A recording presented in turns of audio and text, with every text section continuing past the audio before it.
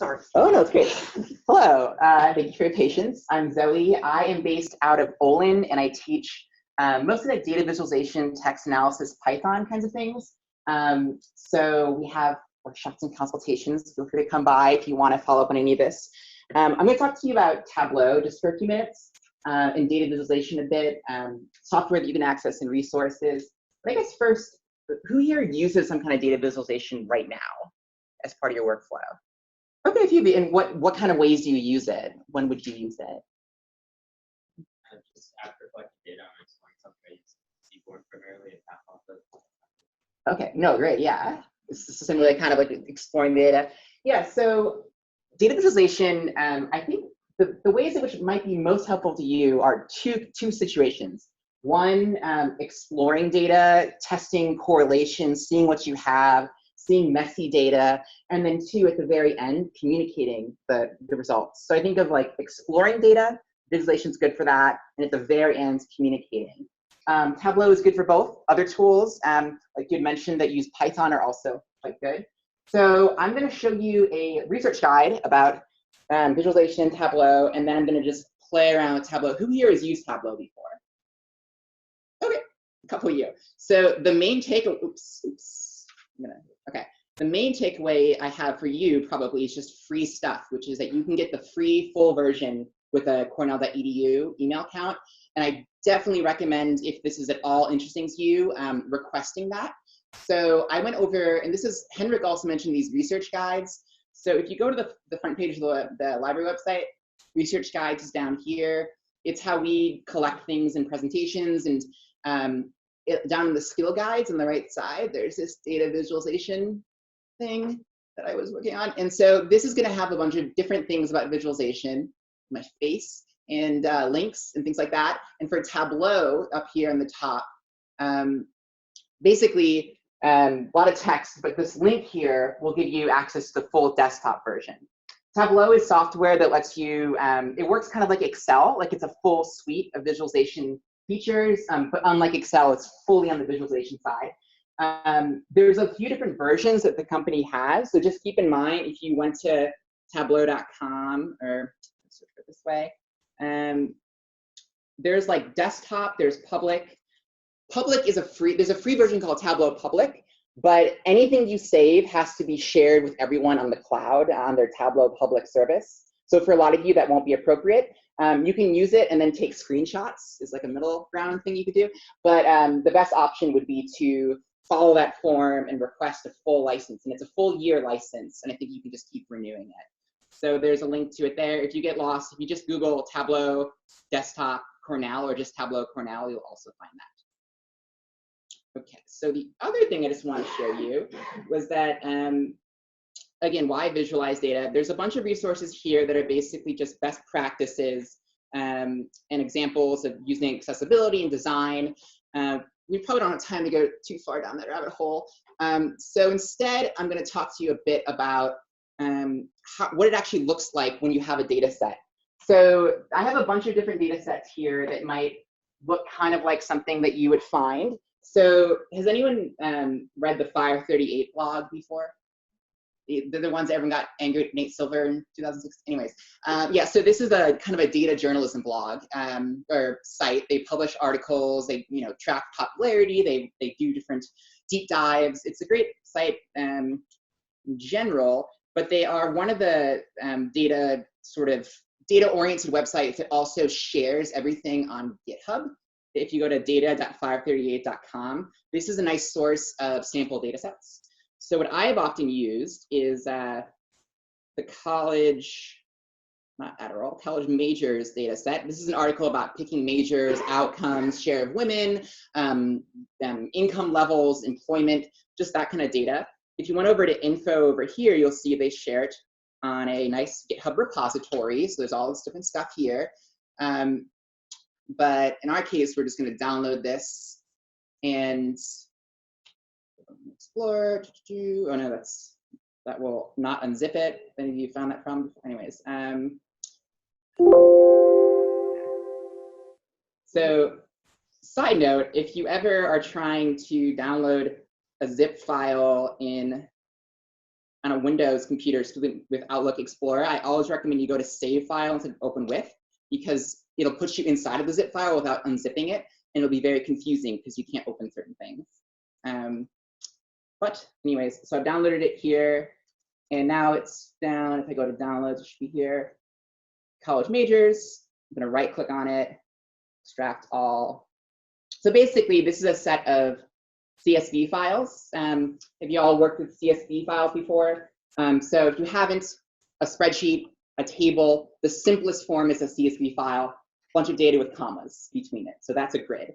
So if you're using something like Excel, you would have something like this to work with.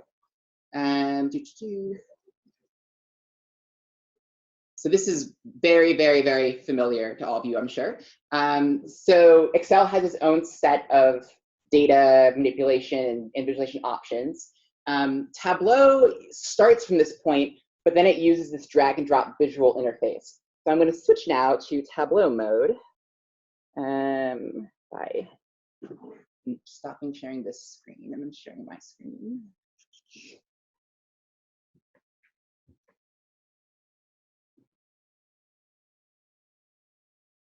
That works. Nice. Okay. So, oops, I was playing with this from here. So in Tableau, I'm going to just start from scratch. Okay, reopen. Move all this stuff. Move all this stuff. Okay. So Tableau starts here. It uses the metaphor of connection. So the way it works is that first you connect a data set or multiple data sets. Tableau can join data sets. So like, for example, if you have a lot of data specific to one city, Tableau can grab data from those data sets and join on that column, which is very helpful. You can add Excel, text, JSON files, databases, etc. So in this case, another random annoying thing that I find often is that text file is the word it uses, the term it uses for a CSV or a plain text file, which is not the term that I would use. And then let me just see.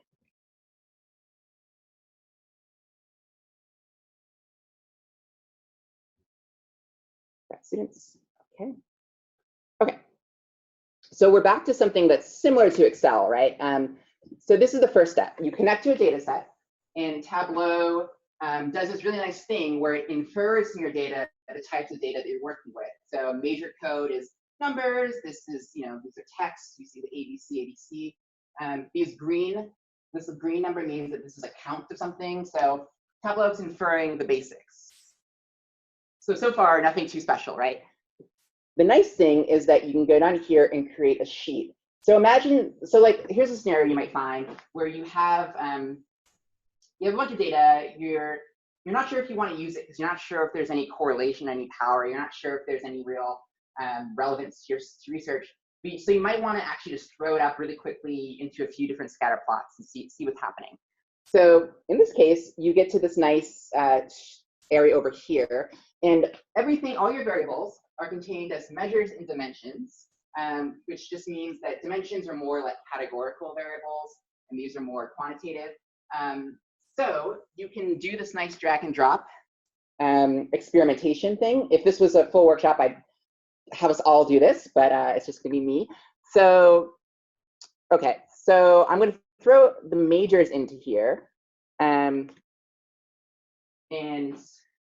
yeah, I guess, so here are some of the variables over here. What would people want to know about these majors, maybe?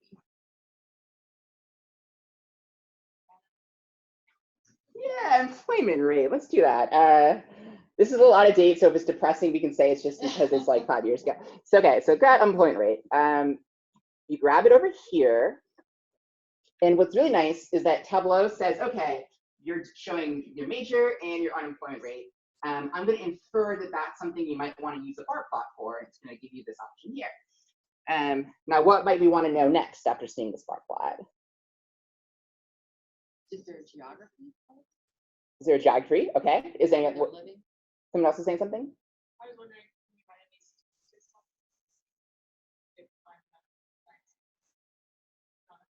Yeah, let's start to check it out. So So we're interested in like groupings of these, where they are, learning more about it. We can, so to start, let me show you here that we can go and sort. You can sort them. It's being a little funny because of because of the screen resolution. So if you are a court reporter, you will never be unemployed. I'm sorry, everybody. Well, anyways, so this is, a set of things here. And now you can go and move between different types. This is sort of an area map, a true map. This gives you a sense of, it's a little bit too much in this scenario. We want to break it down. The nice thing about Tableau is it's very drag and drop. It's very friendly for experimentation. So you go up here and you can go back. Also, you'll notice that when you did this, or like, I hate pie charts, and you can see why. Awful. But what's nice is that it just actually drops these over to other areas. Like it says, oh, major is color. We want to use the unemployment rate for the wedge size, etc. It infers that for you. But let me get to your question, which was, is there any kind of relationship here? I will show like a more, I will cheat a bit, and I'm going to just get rid of these, and I'm going to say, okay, well, maybe I'm actually interested in something like, wait,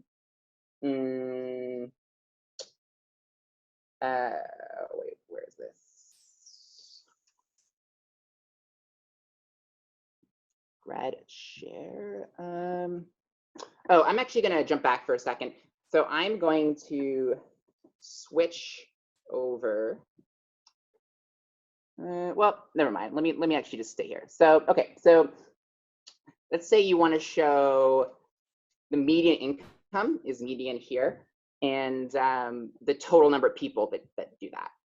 So the weird thing about Tableau is that if you're trying to see a relationship like this, you have to kind of fiddle a bit with the way that it thinks about what you're doing. So right here, it's trying to sum everything together, which doesn't really make sense in context. If you click on the right here, you can change the way it's thinking about things. And I'm actually going to try making both of these an attribute. I think that'll do it. If not, it'll. I spent a lot of time just poking different directions. Nope.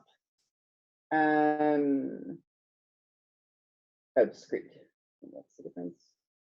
This might take a second.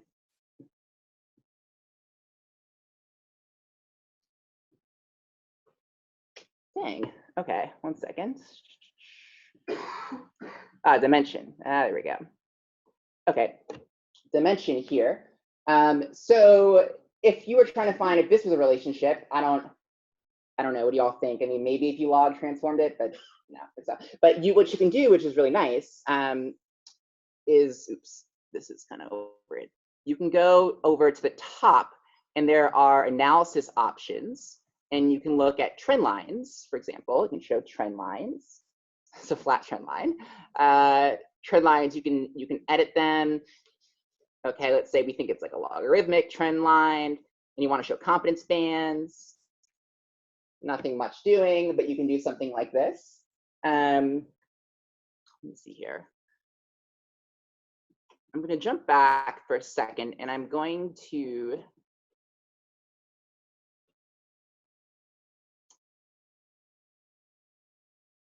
do the same. I'm going to do the same process. I'm going to add what I'm thinking out loud. I'm sorry, was that that I actually have done this with recent grads more. I know that we're a group more of grad students, but it's just basically this data collection has recent grads and current grads, etc. If you do something like, let's say, median pay and share of women, for example, not to be too angsty here, but you see something like this. And then here, if you do the same process, you go up here, you do trend lines, you show the trend lines here, and you can sort of, so I would say that this can be helpful for playing and trying out different things.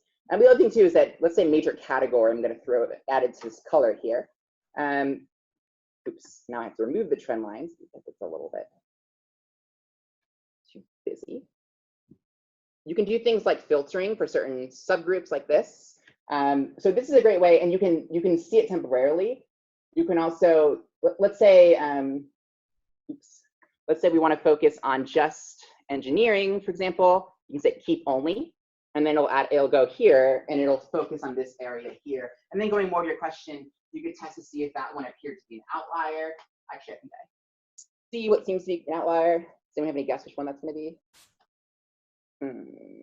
It's just engineering.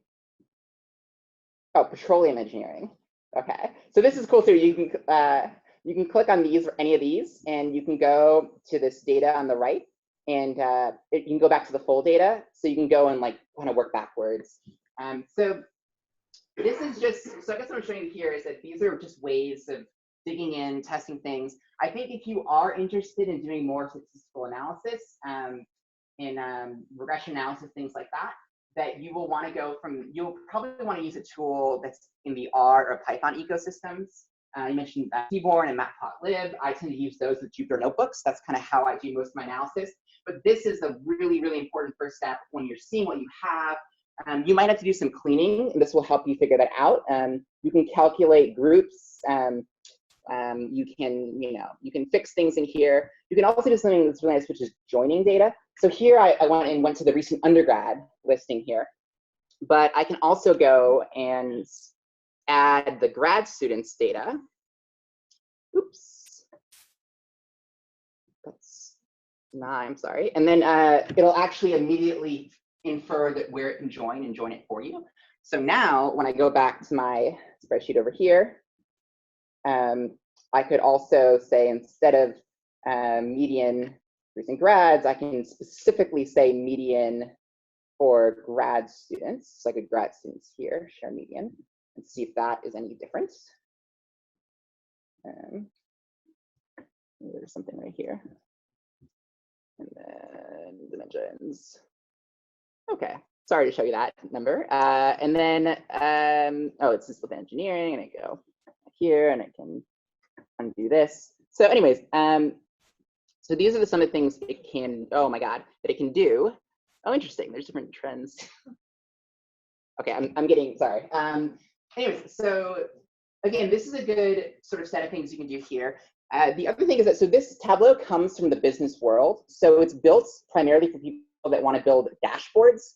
Dashboards are kind of multiple tools together that help you see like trends, help you make a presentation, show a few different things. It may or may not fit your needs, but it's really quite nice if you go to Tableau like public gallery. So earlier I said Tableau public is the free version. They also, because they have stuff hosted online, they can have these great sort of visualizations of the day, all kinds of stuff here. And you can see that people, there's one I saw that was snow plowing in New York City. Perfect. The newer versions of Tableau, to get to your earlier question about Spatial, actually can automatically create maps based on spatial data. So that's a nice, trying to encroach in some of the ArcGIS or QGIS type tools. What's neat about this kind of thing, you go here, you can see, and you can actually go backwards. So if you see something you like, in the very bottom, you can download this workbook.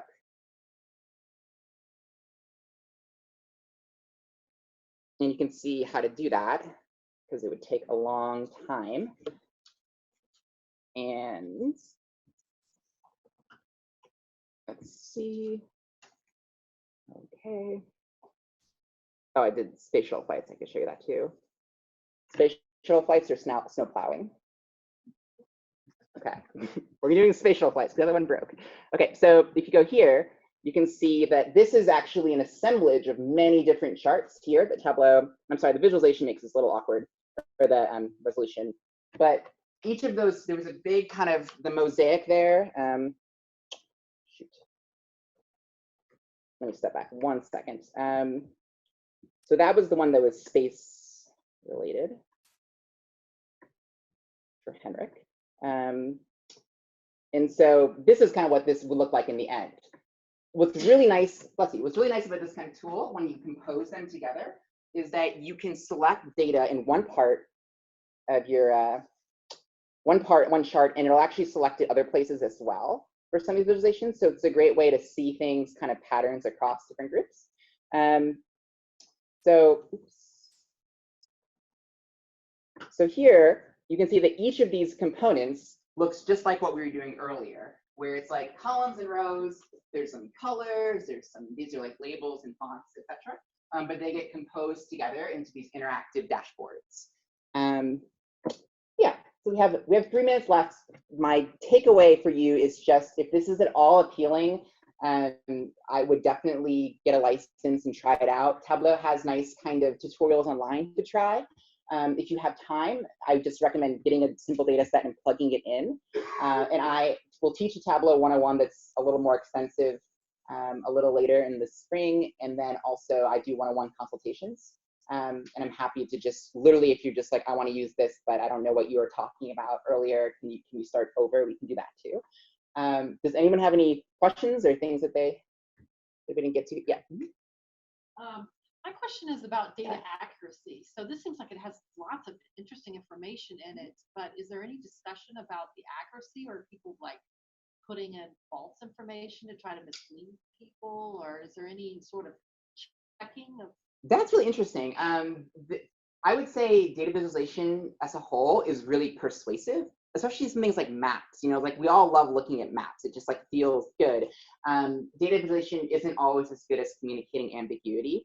So, or uncertainty, or things that would lead you to be more skeptical. So for example, Tableau will add confidence bands, which is showing, you know, it's like if you have an average of a sample, we all like know that you actually need to know the confidence interval to make that really meaningful. And so you can include it on these, but the problem is that it gets really messy. So I'd say that's a bigger problem with visualization.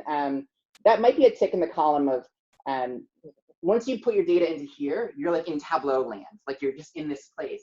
If you want to have a lot more fine-grained control, R or Python or JavaScript are the places where you can actually do a step-by-step. And the thing I see most often now is people using like a Jupyter notebook and having like a narrative that they go through with their data, and they try different things and they explain what they're doing. That to me is the most transparent way. But this can certainly still be part of your process, and you can definitely share images from this and publish them in different ways. Yeah, no, those are some ways to get better. Anything else? I think this is the last session, so thank you for listening. And yeah, please reach out. Olin and Eurus workshops is where we teach over there.